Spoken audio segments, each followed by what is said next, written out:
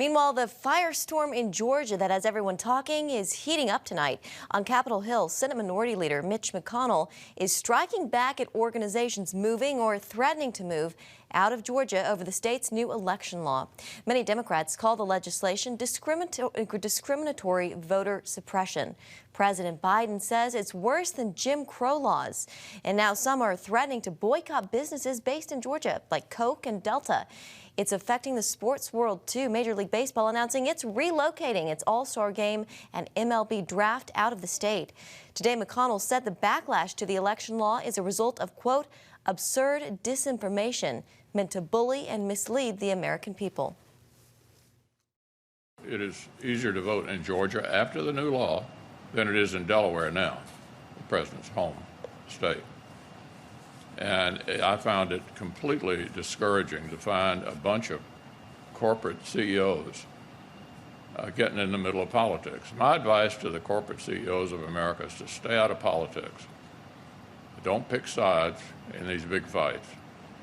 And the other thing I think is important is for the truth to be told. And joining us now is Tony Perkins, president of the Family Research Council. Tony, welcome. So the Washington Post gave President Biden 4 Pinocchios for some of his comments about this new Georgia voting law. Your thoughts on all of this? Well, I was surprised that the Washington Post did that, but it was well-deserved. The president has been misleading the American public on this law. Look, Jenna, there's one of two things that's happened here. The left, in their deceptive and unhinged response, A, is either willfully ignorant of the law, refusing to read the bill that's less than 100 pages, or they have bigger plans here on corrupting America's election system. And I'm concerned that it's the latter. The situation in Georgia is stoking another conversation, Tony, about the role of race in America. Charles Barkley had this to say about how politicians are causing a racial divide. Let's listen to that, and then we'll get your reaction. I think most white people and black people are great people. I really believe that in my heart. But I think our system is set up where our politicians, whether they're Republicans or Democrats, are designed to make us not like each other so they can keep their grasp of money and power. They divide and conquer. Hey, let's make these people not like each other. We don't live in their neighborhoods. We all got money. Let's make the whites and blacks not like each other. Let's make rich people and poor people not like each other. Let's scramble the middle class. So, Tony, what do you think? Are politicians to blame for the division in our country? Well, I would say he's actually onto something, because I do think what he just laid out is the tactics of Marxists and those on the left who want to divide and create class warfare and pit citizens against one another. That is not necessarily happening from the Republican Party, which, by the way, is making great inroads, as we saw in the last election, with minority communities.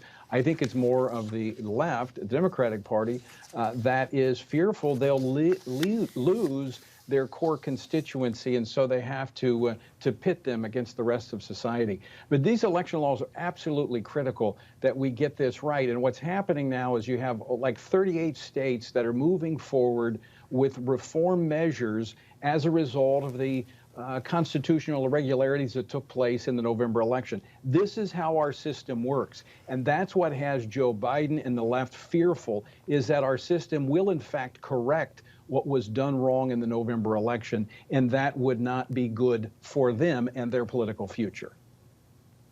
So in Arkansas, Governor Asa Hutchinson has vetoed legislation that would have banned treatments or surgery for transgender youth. At the same time, Tony, he also recently signed a measure allowing doctors to refuse treating someone if they have moral obligations.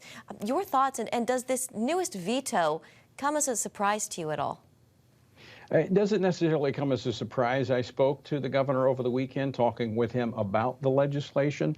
Again, we see corporate America, I think, leaning in on this. Walmart is in Arkansas, and they've become very aggressive in their political agenda for the left.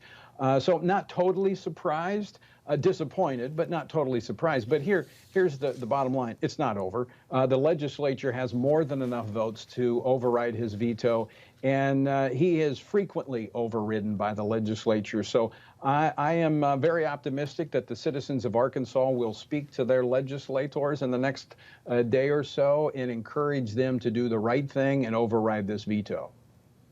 All right, Tony Perkins, president of the Family Research Council. Good to have you with us this Monday. Thanks, Tony. Thank you.